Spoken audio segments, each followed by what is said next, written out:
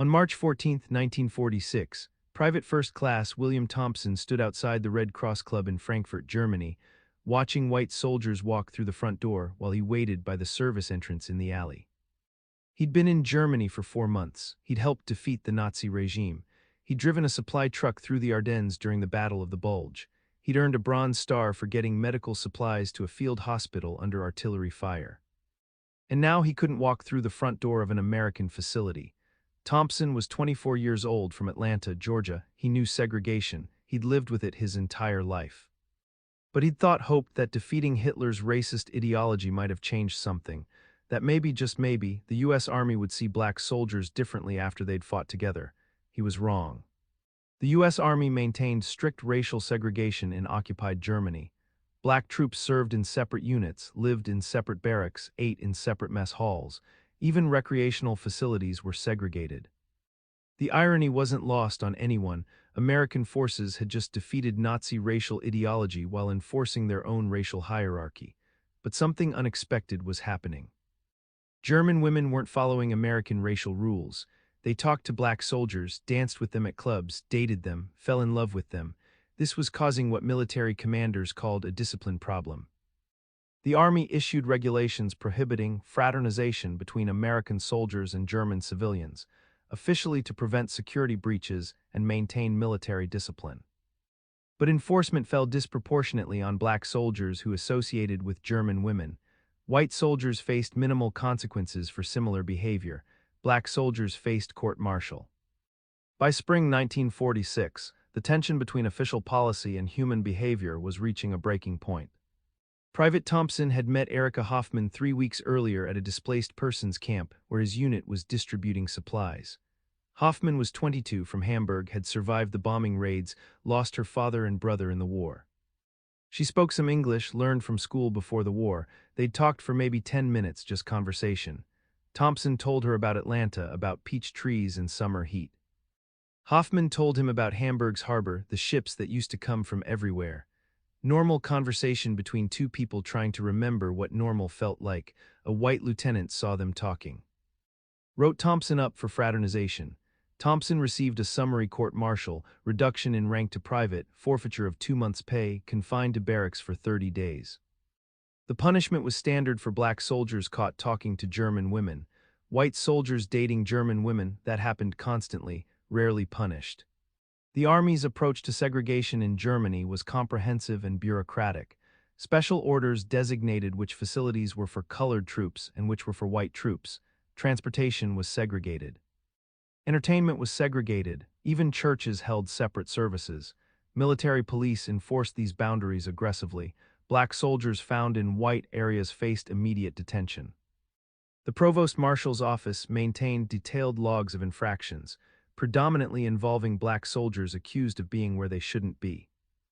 Meanwhile, German civilians were confused by American racial policies. Many Germans had never seen black people before the American occupation.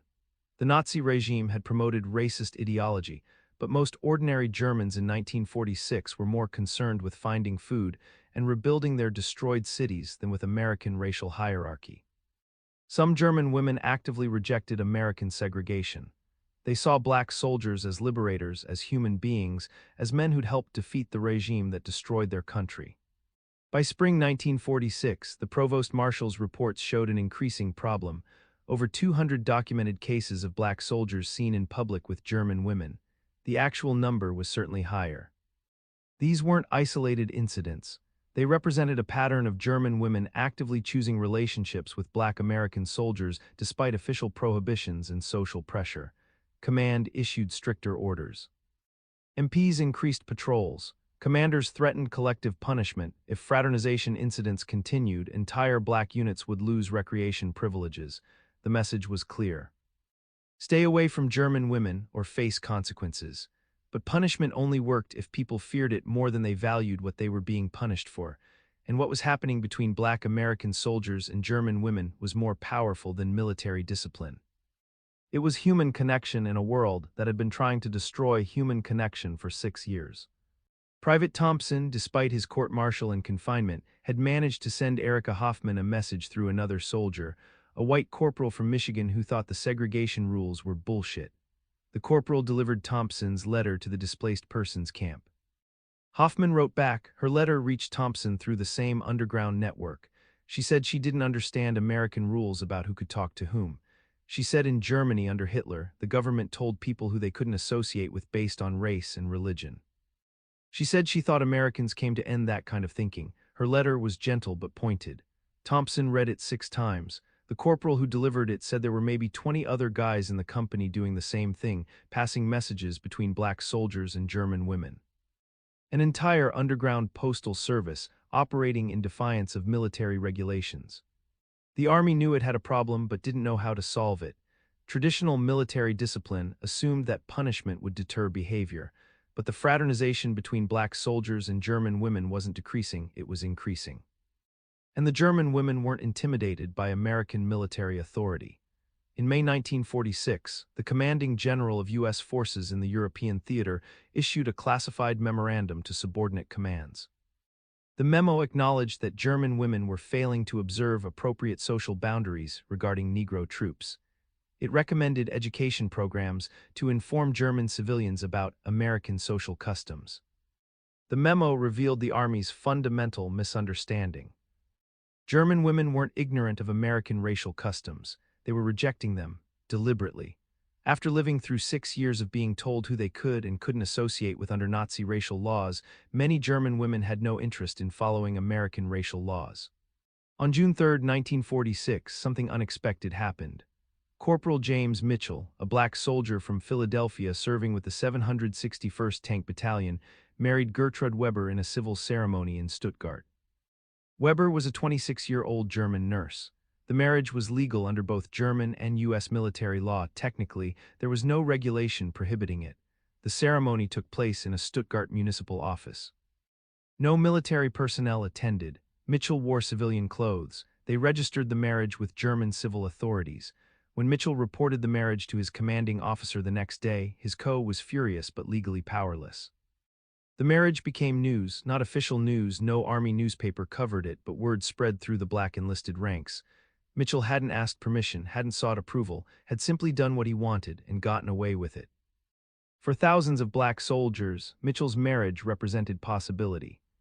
The Army's response to Mitchell's marriage was swift and bureaucratic. Within a week, the European Theater Command issued new regulations requiring soldiers to obtain commanding officer approval before marrying German nationals. The approval process required extensive documentation, background investigations, and could take months. More importantly, commanding officers had complete discretion to deny applications for any reason affecting good order and discipline. In practice, this meant black soldiers' marriage applications were routinely denied, while white soldiers' applications were approved. Mitchell's marriage stood. It had occurred before the new regulation, but it would be the last legal marriage between a black soldier and German woman for months. The Army had closed the loophole. But closing legal pathways didn't stop human relationships. It just drove them underground, made them more dangerous, and increased the resentment both black soldiers and German women felt toward American military authority. The U.S. Army's segregation in occupied Germany had deep roots in American military tradition. The armed forces had been segregated since their inception. Black soldiers served in separate units under white officers, given support roles rather than combat positions. Even the blood supply was segregated during World War II. Black donors' blood kept separate from white donors' blood. The Army's official justification claimed that integration would harm unit cohesion and combat effectiveness. But the real reason was simpler. The Army reflected American society, and American society in 1946 was segregated. The Supreme Court's Plessy v. Ferguson, separate but equal doctrine still governed American law. Most Southern states maintained strict segregation laws. The civil rights movement wouldn't reach critical mass for another decade, but Germany in 1946 wasn't America. And German women weren't subject to American social customs. This created an unprecedented situation, black American soldiers encountering white women who treated them as equals. The fraternization issue was complicated by material conditions. Post-war Germany was devastated, cities lay in ruins, the German economy had collapsed, food was scarce, the black market dominated daily life. German civilians struggled to survive. American soldiers, by contrast, had access to abundance, food, cigarettes, chocolate, coffee, all the goods that German civilians desperately needed. This created inevitable relationships of exchange. Some German women exchanged companionship for survival resources. Critics called them Fräuleins or Veronika Dankmeisters, Veronica thank you very muches. The reality was more complex than simple prostitution. It was survival economics in a destroyed society. Black soldiers, despite being paid less and having fewer privileges than white soldiers, still had access to American military resources. They could offer what German women needed, and German women in turn offered something black soldiers had rarely experienced in America: treatment as human beings worthy of respect and affection. The Army's surveillance capabilities in 1946 were limited but determined. Military police couldn't monitor every soldier constantly, but they focused resources on black troops. MPs maintained watch lists of known fraternization violators. They conducted raids on German homes suspected of hosting American soldiers. They photographed interracial couples in public places as evidence for court-martial proceedings. But 1946 surveillance technology had limits. No surveillance cameras, no electronic monitoring, no digital tracking. MPs relied on foot patrols, informants, and random checks. German civilians could easily warn soldiers when MPs approached. Underground networks developed, German women acting as lookouts, white soldiers sympathetic to black troops providing warnings, entire systems of communication designed to evade military police. The Army was trying to enforce segregation in a foreign country, where it had limited legal authority over civilians and insufficient resources to monitor thousands of soldiers. Different U.S. Army commands in Germany enforced fraternization policies inconsistently. Some commanders strictly prosecuted any black soldier seen with German women. Others focused on more serious crimes and largely ignored fraternization. This inconsistency created confusion and resentment. In Frankfurt, the provost marshal conducted aggressive anti-fraternization campaigns. In Stuttgart, enforcement was minimal. In Munich, policy fell somewhere between. Black soldiers serving in lenient districts watched friends in strict districts face court-martial for identical behavior. This inconsistency also affected German women differently. In some cities, German women seen with black soldiers faced harassment from MPs and denazification authorities. In other cities, authorities ignored such relationships. The arbitrary nature of enforcement made both soldiers and German women more defiant. If the rules were applied inconsistently, were they legitimate rules at all? Sergeant Robert Lee from Alabama had believed in the Army. He'd enlisted in 1943, fought in Italy, earned a Purple Heart at Anzio. He believed that military service would prove black men deserved equal treatment. He believed the Army rewarded merit and service. In July 1946, Lee watched a white private, a kid who'd never seen combat, who'd been in Germany 2 months, get promoted to corporal. The same week, Lee's promotion to staff sergeant was denied. His commanding officer said the promotion wouldn't be appropriate at this time. Lee knew why. He'd been seen talking to a German woman at a displaced persons camp. Not dating, not romantically involved, just talking while distributing medical supplies. Someone reported it. The report went into his file. The promotion was blocked. Lee stopped believing the Army rewarded merit. He started counting days until his discharge. In April 1946, the Army had tried education programs to convince German women to follow American racial customs. They produced pamphlets in German explaining Negro-white social relations in America. The pamphlets described segregation as traditional custom that German civilians should respect. The programs failed spectacularly. German women who attended the sessions asked pointed questions. Why did America fight against Nazi racial laws while enforcing similar laws themselves? If black soldiers were good enough to die fighting for Germany's liberation, why weren't they good enough to socialize with? The education officers had no good answers. The programs were quietly discontinued after 3 weeks. But the attempted education campaign had an unexpected effect. It made German women more aware of American racial hypocrisy and more sympathetic to black soldiers facing discrimination. The Army's propaganda attempt had backfired completely. The constant surveillance, arbitrary punishment, and systematic discrimination took a psychological toll on black soldiers. Many had hoped military service would provide escape from Jim Crow segregation. Instead, they found the same system operating 5,000 miles from home, just with a different backdrop. Private First Class Thomas Washington from Detroit wrote to his sister, We defeated Hitler's racist empire just to maintain our own racist empire. German people treat me better than my own government does, makes a man question what he fought for. Mental health wasn't discussed much in 1946 military culture, but Chaplin reports noted increasing depression, anger, and disillusionment among black troops.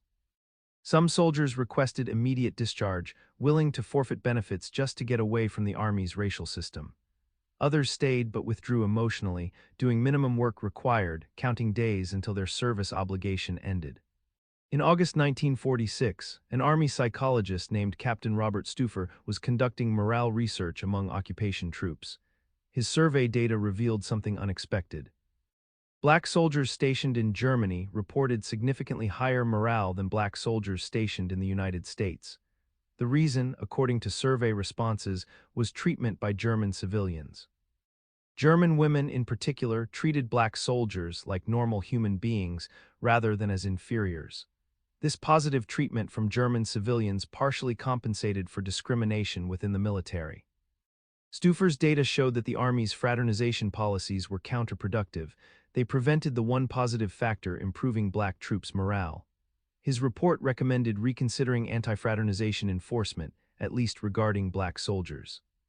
The report was classified and ignored by senior command. Institutional racism was stronger than research data. Some commanders, uncomfortable with the obvious injustice, tried finding middle ground. Colonel Marcus Ray, commanding officer of a quartermaster battalion in Mannheim, issued orders that fraternization regulations would be enforced equally. White and black soldiers would face identical punishment for identical violations. Ray meant well, but equal enforcement of unjust policy wasn't justice, and in practice it was impossible. White soldiers had more resources, better legal representation, and sympathetic senior officers. When white soldiers faced fraternization charges, they usually received reprimands. Black soldiers received court-martial. Ray's experiment lasted 6 weeks before he was overruled by higher command. A general sent him a private message. Your approach to the Negro fraternization problem shows inadequate understanding of social reality. Ray was transferred to a logistics position in France 2 months later. The message was clear: commanders who challenged racial policy got sidelined. By fall 1946, German women had developed sophisticated methods to evade MP surveillance.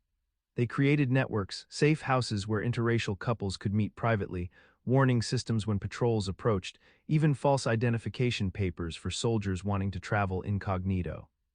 Some German women openly challenged MPs. When police tried to question women seen with black soldiers, the women would respond in German, claiming not to understand English. German civil authorities had no obligation to enforce American military racial policies. Unless a German civilian violated German law, American MPs had limited authority. The situation was escalating. What started as individual relationships had become organized resistance. German women were collectively rejecting American segregation policy. The Army was losing control, not because of military defeat, but because German civilians refused to cooperate with American racial hierarchy. The winter of 1946-47 was one of the coldest on record in Germany. Temperatures dropped below 0 Fahrenheit. Coal was scarce. German civilians faced genuine threat of freezing to death in their damaged homes. The occupation authorities had resources, heated barracks, fuel, warm clothing that German civilians desperately needed. This intensified relationships between German women and American soldiers. A soldier who shared his coal ration or smuggled blankets from military supplies could save lives. German women became more dependent on American soldiers, and black soldiers, despite earning less and having fewer privileges, still had access to life-saving resources. The cold weather also made MP patrols less frequent. Few MPs wanted to conduct foot patrols in sub-zero weather. This created opportunities for relationships to develop away from surveillance. The brutal winter, paradoxically, provided cover for the relationships the Army wanted to prevent. The fraternization issue created tension between American forces and British occupation authorities. British forces also maintained separation between black colonial troops and white British soldiers, but British officers were puzzled by American obsession with preventing black soldiers from socializing with German women. A British major told his American counterpart, "We just defeated a regime that murdered people based on racial ideology. Now you're court-martialing soldiers for dating German women." Rather misses the point, doesn't it? The French were even more dismissive. French colonial troops included thousands of black African soldiers. French authorities had no policy preventing French African soldiers from fraternizing with German women. French commanders found American racial policies both hypocritical and operationally counterproductive. This Allied criticism put additional pressure on American commanders, who found themselves defending segregation policy to allies who'd fought alongside them to defeat Nazi racism. Private Thompson, after completing his punishment for the initial fraternization incident, had continued corresponding secretly with Erica Hoffman. By November 1946, they'd fallen in love. Thompson wanted to marry her. He submitted a formal marriage application through proper channels. His commanding officer rejected the application immediately. No investigation, no consideration, just instant rejection. When Thompson asked why, the Co. said, "Marriage between Negro soldiers and German nationals creates discipline problems and undermines military good order." Thompson appealed to the battalion commander. The appeal was denied. He appealed to the regimental commander, denied again. The message was clear: no black soldier would receive permission to marry a German woman, regardless of circumstances or genuine failing. The marriage approval process was a bureaucratic charade designed to maintain racial segregation while appearing to offer legal pathways. Thompson wasn't alone. By winter 1946, hundreds of black soldiers wanted to marry German women but faced systematic denial of applications. This created an unprecedented alliance. Black soldiers, German women, sympathetic white soldiers, and even some German civil officials began working together to subvert military restrictions. The network operated through informal connections. A German municipal clerk would process marriage paperwork without checking military approval. A white chaplain would conduct wedding ceremonies off base. A sympathetic captain would lose paperwork documenting fraternization violations. German women would hide soldiers in their homes when MPs conducted raids. This wasn't organized resistance with leaders or structure. It was organic, spontaneous cooperation among people who recognized injustice and chose to undermine it. Each small act of defiance, a ceremony conducted without permission, a letter delivered secretly, a tip-off about an MP patrol, contributed to systematic erosion of segregation policy. In January 1947, something unprecedented occurred. 37 black soldiers and German women appeared simultaneously at German civil registry offices across the American occupation zone. They'd coordinated through the underground network. All presented German marriage paperwork, all had completed German legal requirements, none had American military approval. The German officials, following German law, registered the marriages. By the time American military authorities learned what happened, 37 legal marriages existed under German law. The army couldn't invalidate them. Marriage law was German civil law beyond military jurisdiction. The army could punish the soldiers and did with courts-martial, demotions, and confinement, but it couldn't undo the marriages. The coordinated action proved that systematic resistance could overcome military policy. It became known among black troops as the Wedding Day Offensive. It was a turning point. The army faced a public relations crisis. 37 soldiers were being court-martialed for marrying women they loved. The charges were disobeying lawful orders and conduct prejudicial to good order and discipline. But the orders were specifically designed to prevent interracial marriage. And everyone knew it. Black newspapers in the United States covered the story extensively. The Pittsburgh Courier, Chicago Defender, and Amsterdam News ran headlines: "Army courts-martial Negro soldiers for marriage," and "Jim Crow reaches Germany." Civil rights organizations protested. The NAACP called the prosecutions a disgrace to American democratic principles. White newspapers largely ignored the story, but some liberal publications picked it up. The Nation ran a piece titled "Segregation in Victory." Even some white Americans were troubled by soldiers being punished for marrying across racial lines after defeating Nazi racial ideology. The army tried to control the narrative. Public relations officers issued statements emphasizing that marriage restrictions applied equally to all soldiers, that approval processes ensured marriages weren't fraudulent, that the regulations had nothing to do with race. Nobody believed it. The data was too obvious. White soldiers' marriage applications were approved at rates above 80%. Black soldiers' applications were denied at rates above 90%. The disparity was mathematically impossible to explain except through racial discrimination. A congressional inquiry was proposed by Representative Adam Clayton Powell, Jr., a black congressman from Harlem. The inquiry would examine racial discrimination in marriage approval processes in occupied territories. Army brass privately panicked.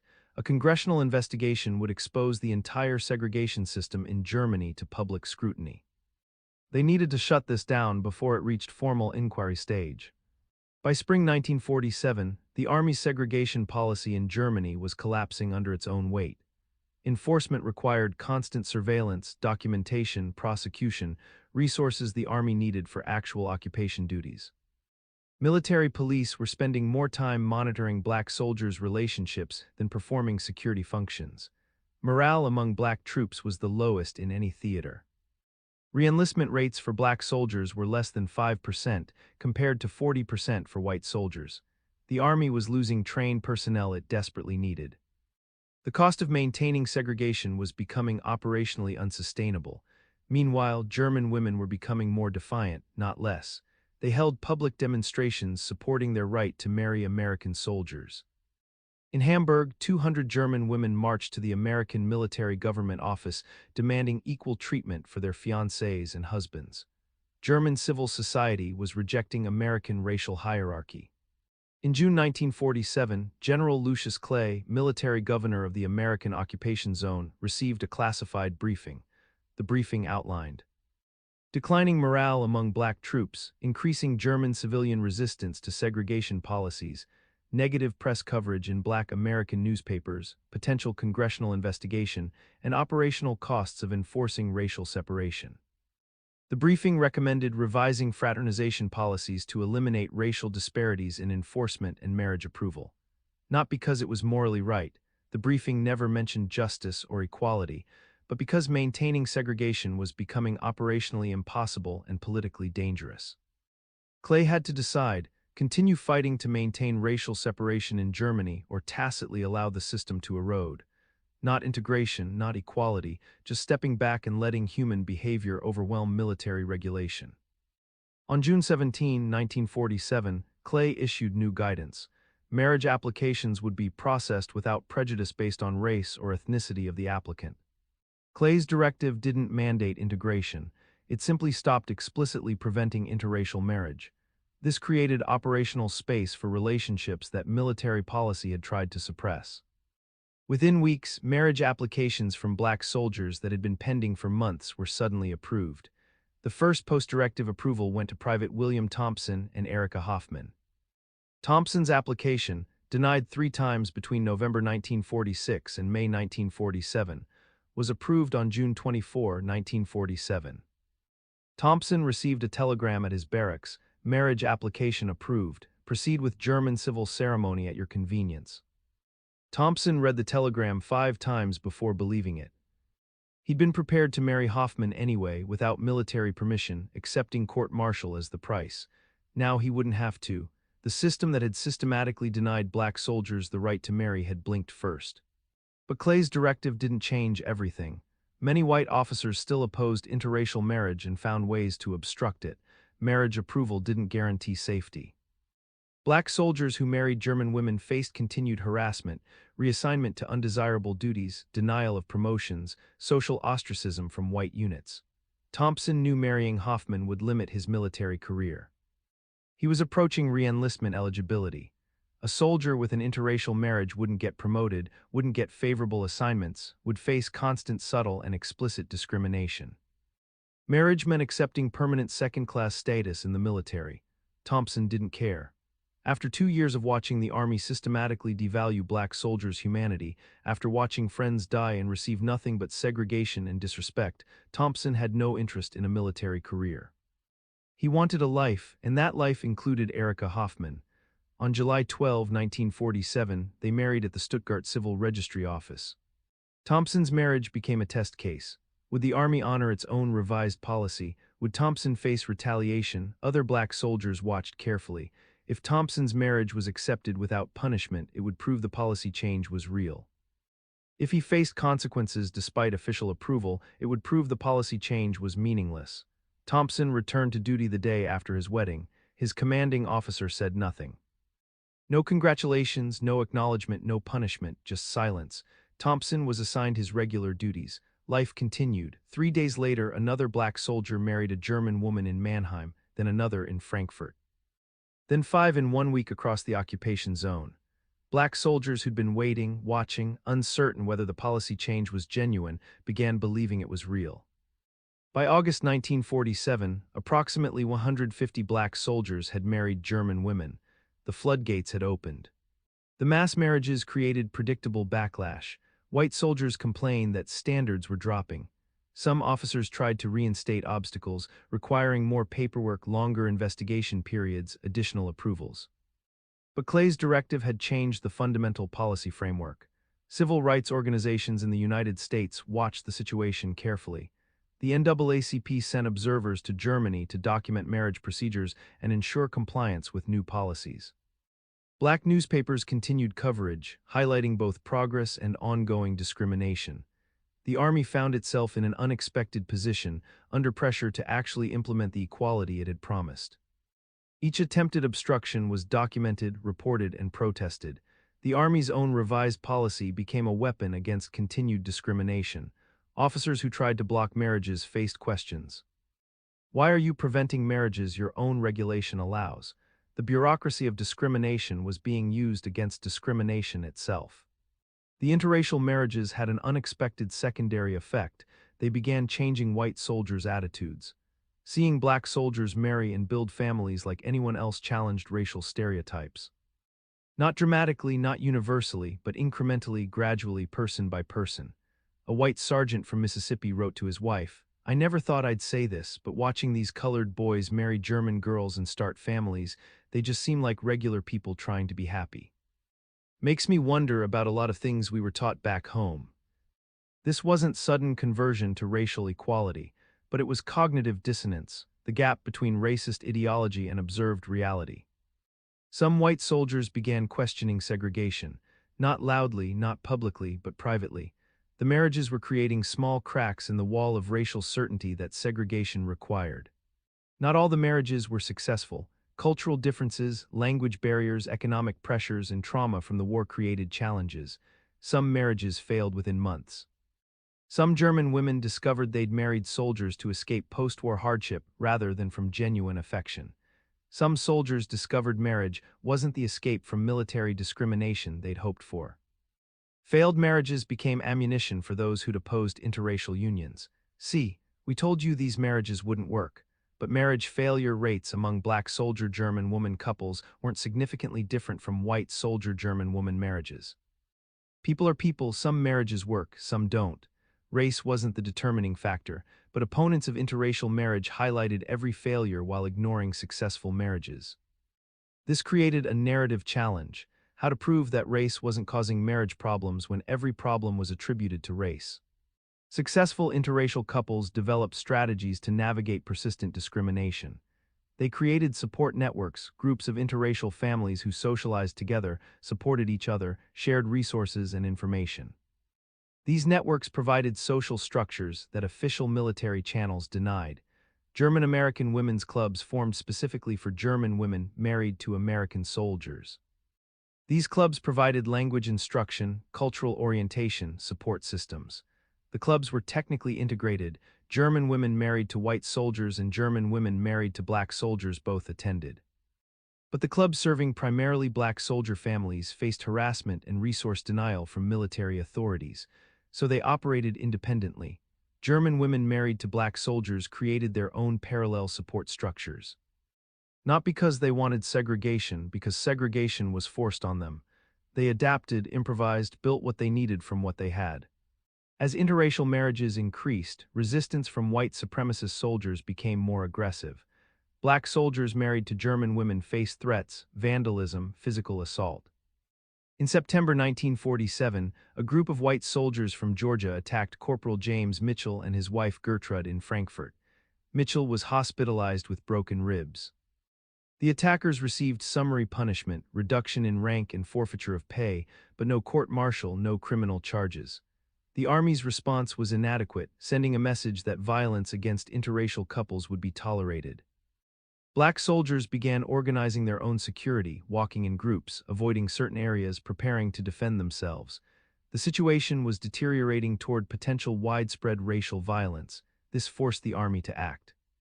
Not from moral conviction, but from fear of losing control. Race riots in occupied Germany would be an international embarrassment and operational disaster. Despite violence and discrimination, interracial couples persisted. Private Thompson and Erica Hoffman Thompson represented thousands of similar couples who refused to be intimidated. They lived in a small apartment off base in Stuttgart. Thompson continued his military service. Erica learned English, adapted to American military community life as much as she was allowed. They faced daily indignities. Housing discrimination, landlords who refused to rent to interracial couples. Economic discrimination, Thompson passed over for promotions despite good performance.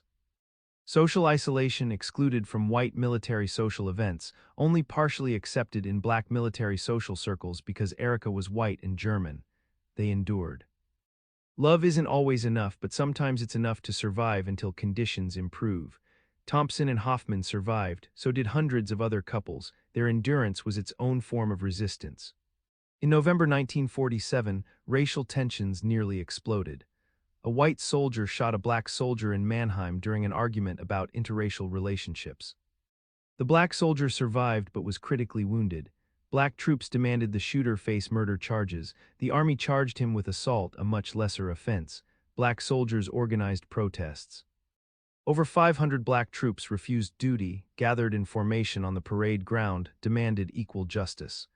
The situation was unprecedented, a potential race-based military mutiny in occupied Germany. If it spread to other bases, the army would face complete breakdown of discipline among black troops. General Clay intervened directly. He upgraded charges against the shooter to attempted murder, promised full court-martial, appointed a mixed-race court-martial board. The concessions were enough. Black soldiers returned to duty. The crisis passed, but it had been close. The near-mutiny forced honest assessment by military leadership. The Army commissioned an internal study, Racial Tensions in European Theater of Operations. The classified study, completed in January 1948, concluded that segregation itself was the primary source of racial tension. The study found that integrated units, where they existed informally, had lower racial tension than segregated units. That black soldiers who felt respected by white colleagues had better morale and performance. That rigid segregation created the conditions for conflict rather than preventing it. The study's recommendation was clear. The Army should consider integration as a solution to racial problems rather than segregation. The recommendation was radical for 1948. The Army wasn't ready to implement it, but the study existed, documented, undeniable. The intellectual foundation for military integration had been established. By spring 1948, the marriage situation had stabilized. Approximately 800 black American soldiers had married German women. The marriages existed, were legal, were producing families. Children were being born, American citizens by birth, products of interracial unions that American law still prohibited in many states. These children represented the future. They couldn't be segregated, they were both black and white, both American and German. They challenged racial categories simply by existing. The Army couldn't place them in neat segregated boxes. They were the living refutation of segregation's logic. The marriages also created permanent bonds between black Americans and German families. German parents who'd expected to never see their daughters again could now stay connected. Black American soldiers had German in-laws, German extended families. These personal connections complicated simple racial narratives on both sides. The real resolution came not from Germany but from America. On July 26, 1948, President Harry Truman issued Executive Order 9981. Desegregation of the Armed Forces. The order mandated equality of treatment and opportunity for all persons in the armed services without regard to race, color, religion, or national origin. The order didn't mention interracial marriage, it addressed military integration broadly. But it fundamentally changed the legal and policy framework that had maintained segregation in Germany. Commanders could no longer defend racial discrimination as military necessity. The President of the United States had declared segregation incompatible with American military values. Implementation would take years. Resistance would continue. but the legal foundation of military segregation had been destroyed. What black soldiers and German women had been fighting for in occupied Germany, recognition of their equal humanity, was now official policy. When news of Truman's order reached Germany, black soldiers gathered in mess halls, recreation rooms, barracks, anywhere they could read the news together. The response wasn't celebration or jubilation, it was quiet, complex emotion. Relief mixed with anger that it had taken so long, hope mixed with skepticism that implementation would match rhetoric, pride mixed with exhaustion. Private Thompson read the news in the Stars and Stripes military newspaper. He showed the article to Erica. She didn't fully understand the American political context, but she understood what it meant for her husband. He wouldn't have to choose between his marriage and his military service anymore. The official policy had caught up to the life they'd been living. That evening, Thompson wrote to his mother in Atlanta. He told her he was staying in the Army, that he'd re-enlist, that things were changing. Implementation of military integration took years. The Army moved slowly, resisted change, found ways to delay, but the policy trajectory was irreversible. Segregated units gradually integrated. Segregated facilities gradually opened. The architecture of military racism dismantled piece by piece. For couples like the Thompsons, integration meant slow improvement in daily life. William Thompson received his first promotion in 2 years to corporal in August 1948. Not spectacular, not rapid advancement, but progress. He was evaluated on performance rather than dismissed because of his marriage. By 1950, most formal segregation in the U.S. military in Germany had ended. Not all discrimination, that would take generations, but institutional segregation. Black soldiers served in integrated units, lived in integrated housing, used integrated facilities. The system that Thompson had faced in 1946 no longer officially existed. News of successful interracial marriages in Germany reached black communities in the United States. Black newspapers that had covered the marriage conflicts now covered the marriages themselves, the couples, the children, the families being built across racial lines. These stories had impact. They showed interracial relationships could work, could be normal, could produce happy families. This was radical in 1950 America, where interracial marriage remained illegal in many states. The military, traditionally a conservative institution, had become unexpectedly progressive on interracial relationships, at least in practice if not entirely in attitude. The stories also revealed the role German women had played. These weren't passive participants in American racial drama. They were active agents who'd rejected American segregation, defended their relationships, supported their husbands, and helped force institutional change through personal resistance. The Army never officially acknowledged that its segregation policies in Germany had been wrong. No apology was issued. No recognition given to the couples who'd fought those policies. The Army simply moved forward, implementing integration as if segregation had never existed. This historical amnesia frustrated veterans like Thompson. He'd been court-martialed for talking to a woman he later married. That court-martial remained on his record. The punishment remained. The Army never acknowledged the injustice, never corrected the record, but Thompson also recognized progress when he saw it. Young black soldiers enlisting in 1950 would never experience the segregation he'd experienced. They'd serve in integrated units, compete for promotions equally, marry whom they chose without institutional obstruction. The system had changed, even if it never admitted having been wrong.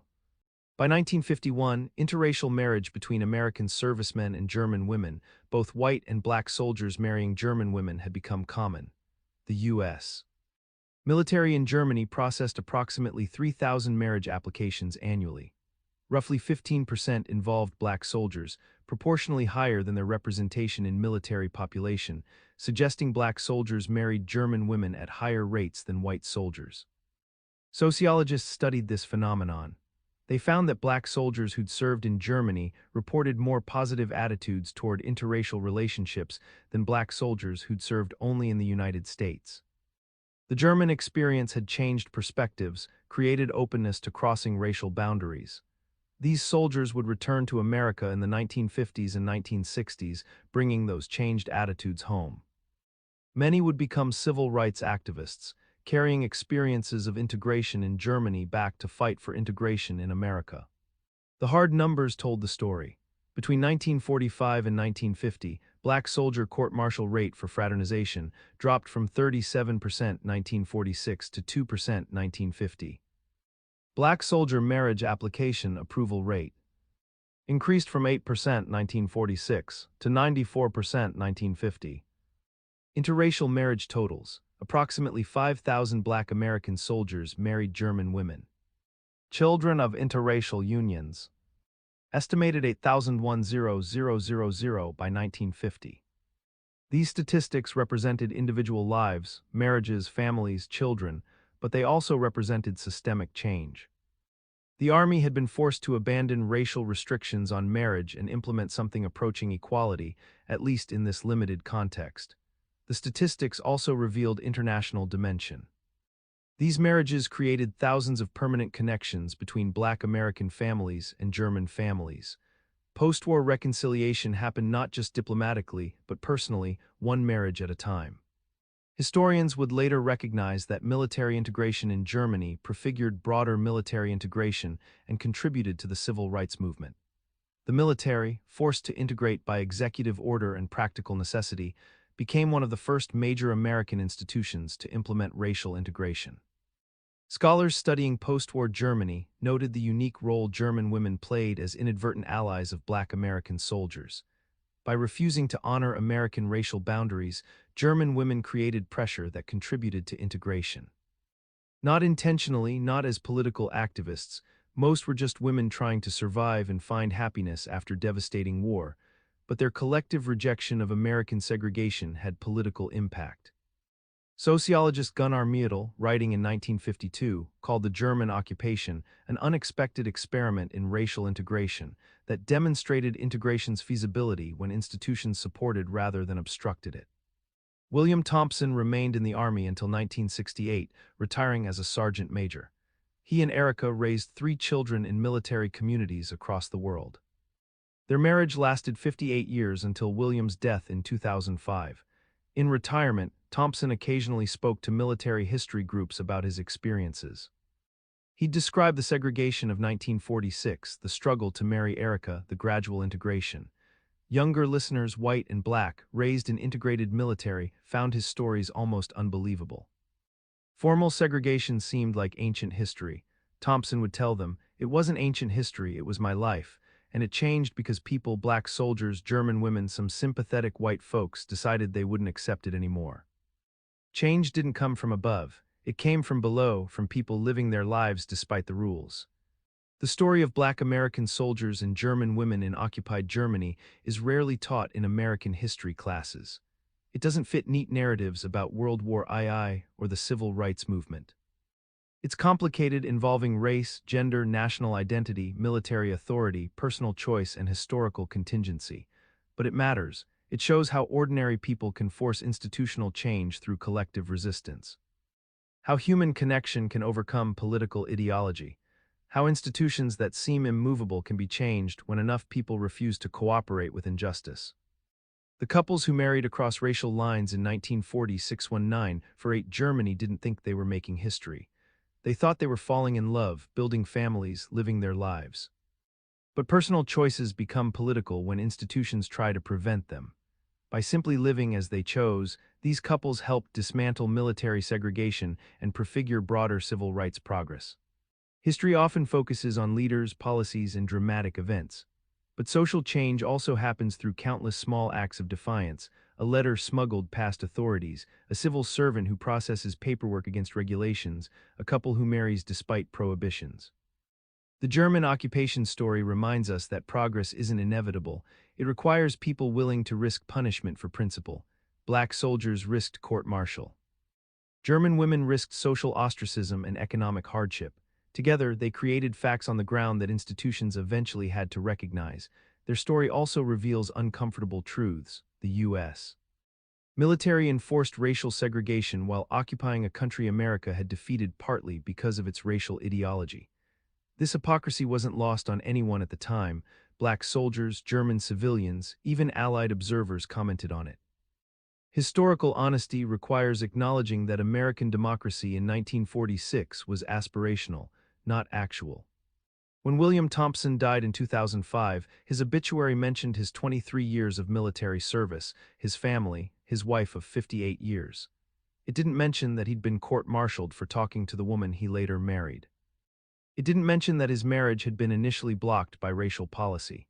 It didn't mention his role in the gradual dismantling of military segregation.